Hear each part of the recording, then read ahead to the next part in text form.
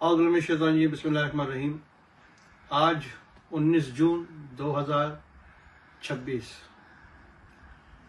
आज ही के दिन 19 जून 1992 में MKM के खिलाफ एक फौजी ऑपरेशन किया गया। उस फौजी ऑपरेशन के जरिए MKM हकीकी को कौम के कुछ गद्दारों के साथ शहर में मुसल्लत किया गया और जो कश्त खून का बाजार गर्म किया गया है वो सबके सामने है। कई साथी 19 जून को ही शहीद हो गए और उसके बाद MKM के तकरीबन तमाम साथियों ने अपने अपने घरों को खैराबाद कह दिया।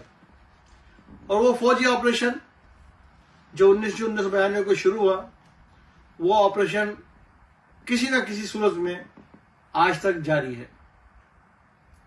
अब ये ऑपरेशन जो MKM के खिलाफ हुआ उसमें हमारे हजारों साथी शहीद हो गए। आज का दिन उन शहीदों को याद करने का दिन है।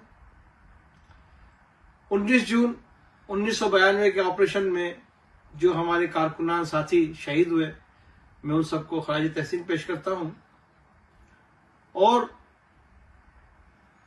एक कारकुन की हैसियत से अपने इस अज़्म का इजहार करता हूं कि इंशाअल्लाह अज़ीज हम आपकी कुर्बानी को ज़ाया नहीं जाने देंगे।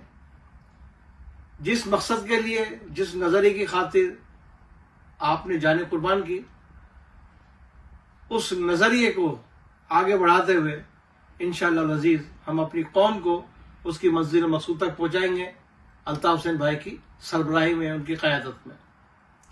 फौजी इस्टेब्लिशमेंट आज तक अल्ताफ हुसैन भाई को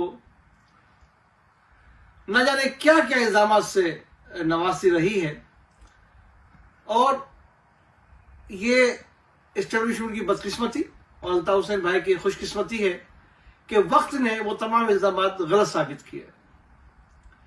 पहला इल्जाम अल्ताफ भाई पे लगाया गया 19 जून 1992 का ऑपरेशन में जीनापुर का, जो बाद में खुद फौज ने वापस लिया। उसके बाद इल्जाम लगाया गया कि जनाब इनके पास इन्होंने हकीम शहीद का कत्ल किया। उसमें तमाम साथी 10 साल के बाद, 10 साल कैद रहने के बाद बेगुनाह साबित हुए।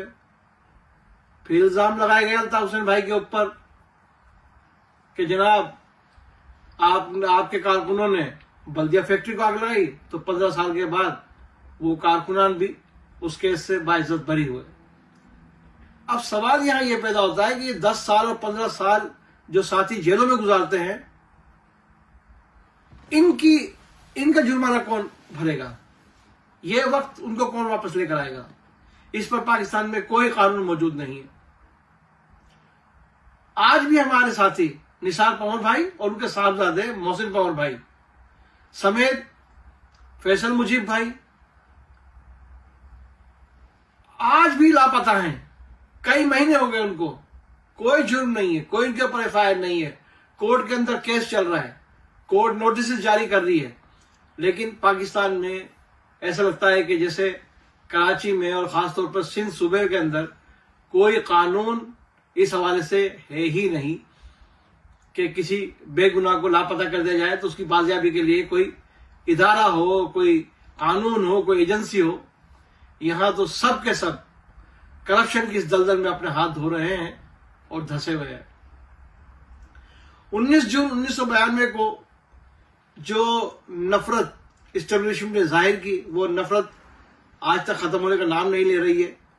मैं अपने इस वीडियो लॉग के जरिए field marshal general Asim Munir साहब से ये मुतालबा भी करता हूं कि खुदा के लिए अल्ताफ हुसैन भाई और उनके कारकुनान के ऊपर जो आपने गैर कानूनी, गैर आईनी और गैर जमहूरी किस्म की पाबंदी लगा रखी है या हुकूमत ने लगा रखी है, तो आप इस हवाले से अपना किरदार अदा करते हुए ये पाबंदी खत्म कराएं और अल्ताफ हुसैन भाई को और उनके कारकुनान को भी उसी तरीके से काम करने की इजाजत दी जाए जिस तरीके से बाकी जमातों को हासिल है।